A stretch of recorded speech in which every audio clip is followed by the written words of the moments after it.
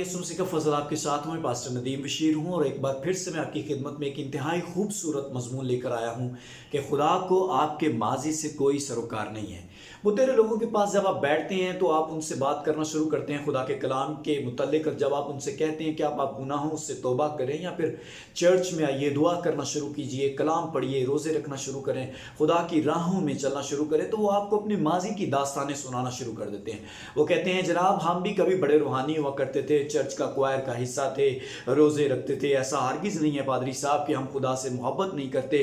और यूँ वो अपने माजी की सारी कहानी बताकर एक तरह से ये कहने की कोशिश कर रहे होते हैं कि हम भी खुदा से कोई दूर नहीं है, बल्कि हम खुदा से प्यार करने वाले लोग हैं और उससे मोहब्बत करते हैं।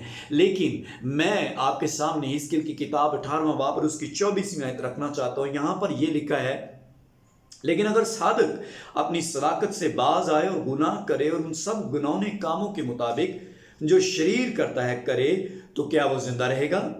उसकी तमाम सदाकत जो उसने की फरामोश होगी, वो अपने गुनाहों में जो उसने किए हैं और अपनी खताओं में जो उसने की हैं मरेगा। आमीन।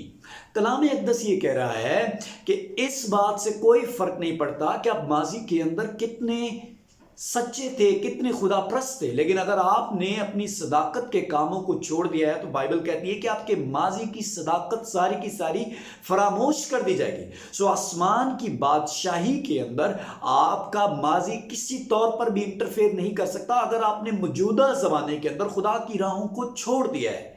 तो खुदारा आप इस तरह से अपने गुनाहों पर पर्दा डालने की कोशिश ना करें, अपने आप को कवर अप करने की कोशिश ना करें कि मैं माजी में बड़ा रूहानी था। आप माजी में रूहानी थे, लेकिन इस बात से कोई फर्क नहीं पड़ता चूंकि आप हाल के अंदर गुनाह के अंदर जिंदगी बसर कर रहे हैं। और अगर आप मौजूदा जमाने के अंदर गुनाह के अंदर जिंदगी बसर कर रहे हैं तो अब आसमान की बातचीत में कभी भी शामिल नहीं हो सकेंगे। बाइबल कहती है आपकी सदाकत को फरामोश कर दिया जाएगा। आपको याद होगा बिलाम नबी का वाकया, बड़ा सादक था, बड़ा सदाकत की राहों पे चलता था। फिर क्या हुआ?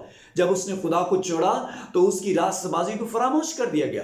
आपको साउल बादशाह का वाकया याद होगा, वो खुदा की राहों पे चलने वाला, खुदा का चुना हुआ, उसका मसा किया हुआ था, लेकिन जैसे वो खुदा की राहों से भटका तो उसकी माजी के अंदर किए गए सदाकत के कामों को फरामोश कर दिया गया। सो माजी से कोई खुदा को सरोकार नहीं है। वो देखता है मौजूदा टाइम के अंदर आप क्या कर रहे हैं, और मौजूदा टाइम के अंदर अगर आप खुदा की राहों पे चल रहे हैं तभी आप खुदा के फरजंद हो सकते हैं और तभी आप आसमान की बादशाही के वारिस हो सकते हैं। लेकिन एक दूसरा ग्रोह है जो इस बात पे परेशान है कि वो माजी के अंदर बड़े गुनहगार हैं और वो उन्होंने बड़े कोई गुनाह किए थे और वो लेकिन फिर जब उन्हें पता चला कि मेरी ज़िंदगी जो है वो गुनाह के अंदर थी और फिर उन्होंने तौबा की और अपने आप को बदला और फिर वो खुदा की राहों पे चलना शुरू हो गए, तो फिर ऐसे लोगों को परेशान होने की ज़रूरत नहीं है। अपने माजी से बाहर आइए।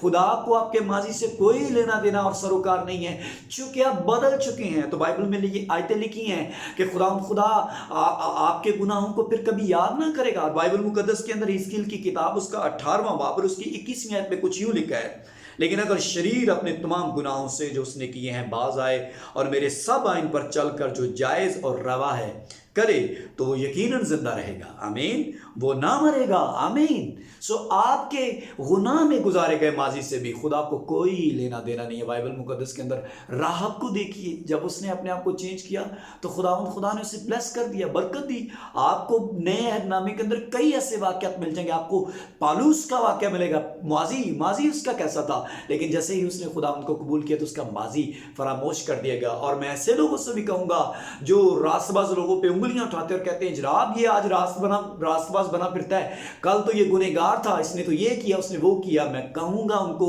खुदा उनके माजी को भूल चुका है, आप भी भूल जाइए और आप अपने आप पे गौर करें। आप अभी क्या कर रहे हैं? अगर आप आज के अंदर रूहानी नहीं है तो आप खतरे के अंदर जिंदगी बसर कर रहे हैं। मैं आपकी हौसला अफजाई करूंगा, तौबा कीजिए, अपने मौजूदा आज को खूबसूरत बनाइए, गुनाहों से बाज आइए। यकीनन खुदा आपके माजी को भी भूल जाएगा और आसमान की बादशाही में आपको शामिल करेगा। खुदा आपको बरकत दे। आमीन।